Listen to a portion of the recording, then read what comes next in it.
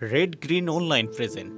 আমাদের সরকার চেঞ্জ হলো, তারপরে সাধারণত আমরা দেখি যে বাজার ঊর্ধ্বমুখী থাকে, একটা কনফিডেন্স ফিরে আসে। এবং এই বাজারে কিন্তু চেঞ্জের পরে 5-7 দিন কিন্তু সেই কনফিডেন্স ছিল, বাজারটা ঊর্ধ্বমুখী যাচ্ছিল, একটা টেক অফ পর্যায়ে ছিল। কিন্তু নতুন কমিশন গঠন করার পরে ওনারা যে কার্যকলাপ শুরু করলেন, সেখান থেকে একটা ফাইন করার রিজিমে আমরা চলে আসছি, যে শুধু ফাইন শুধু ফাইন শুধু ফাইন। সো এখানে বিনিয়োগকারীরা হতাশাগ্রস্ত হলেন এবং বড় বিনিয়োগকারীরা সাইডলাইনে চলে গেলেন। এই 3-4 দিন আগেও আমি একটা বড় বিনিয়োগকারীকে ফোন করলাম, আমার সব বিনিয়োগকারীকেই ফোন করছি যে বিনিয়োগ করার জন্য। তো ওনাদের একটা কথাই, লালি ভাই এখন না, একটু ওয়েট করেন। আচ্ছা, এখন এই পর্যায়ে গেল কেন দেখেন। দ্বিতীয় পয়েন্ট আপনাকে বলি, এই কনফিডেন্স ঘাটতির আরেকটা বিষয় হলো যে 250 অ্যাকাউন্ট আপনারা ফ্রিজ করলেন।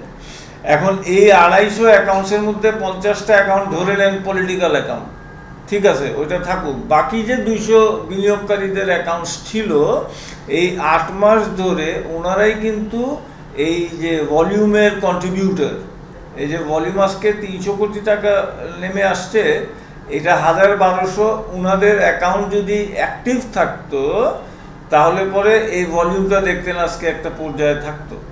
এখন বিষয়টা হচ্ছে কি, বিষয়টা হচ্ছে যে 8 মাস ধরে অ্যাকাউন্ট ফ্রিজ করা, অথচ যাদের অ্যাকাউন্ট ফ্রিজ হয়েছে ওনারা নিজেরাই জানেন না যে আমার অ্যাকাউন্ট কেন ফ্রিজ হলো। 8 মাস হয়ে গেছে, এখনো ওই সকল বিনিয়োগকারী জানেই না যে আমার অ্যাকাউন্ট ফ্রিজ কেন হলো। আপনি তো একটা বলবেন তুমি এই দোষে দুষ্ট, কিচ্ছু কোনো খবর নাই। এখন এই অবস্থার মধ্যে আপনি পুঁজিবাজারের কনফিডেন্স কোত্থেকে ফিরবে? আর সকল বিনিয়োগকারীরা তো মনে করে যে ও মা, ওদের অ্যাকাউন্ট ফ্রিজ করছে, আবার 2 দিন পরে আমারটা না করে ফেলে। ফাইন হচ্ছে, ফাইনের ফর্মুলাটা কি?